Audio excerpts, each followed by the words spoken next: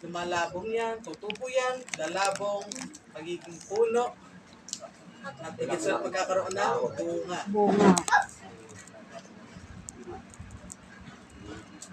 Eh, parang sa physical natin, ano ba, ayan, yung mga bata natin dito, mga sanggol natin dito. Eh, sa tingin ba natin sa mga darating na taon, sa darating na panahon na mananatili silang sanggol? Siyempre hindi. Lalaki at lalaki yung mga bata natin dito. Kumbaga sa physical, yan nakikita natin mismo yung paglaki. Dapat din sa spiritual, makita sa atin yung paglaki natin. Makita, maging kailangan natin, maging talagang priority natin na mapalago yung ating pananampalataya at dapat meron tayong pagkukusa sa pagpapalago ng ating pananampalataya. Sige po, bago po ako magpatuloy, tayo po'y manalangin muna saglit. O Diyos, sa mga Panginoon sa lahat, yung natin ito sa inyong harapan, patuloy po o Diyos ang nagpapakumbaba, tulog sa inyo o Diyos.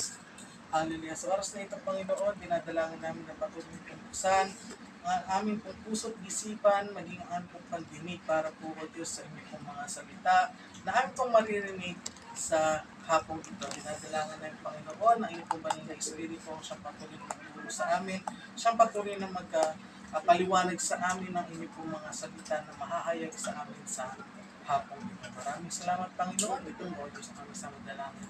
Sa Panginoon Jesus, Amen. Ang topic po natin ngayon, ang pag-aaralan natin ngayon, ay yung pangangailangan ng paglago ng ating pananampalataya. Talagang kailangan. Una po, syempre, bakit natin kailangan mapalago ang ating pananampalataya? Una, kapag hindi natin pinalago ang ating pananampalataya, ito ay manghihina. Yung pananampalataya natin manghihina, magiging marupok ang ating pananampalataya. Sige po, kung meron po tayong Biblia, punta po tayo sa Hebreo chapter 5 verses 12 to 14.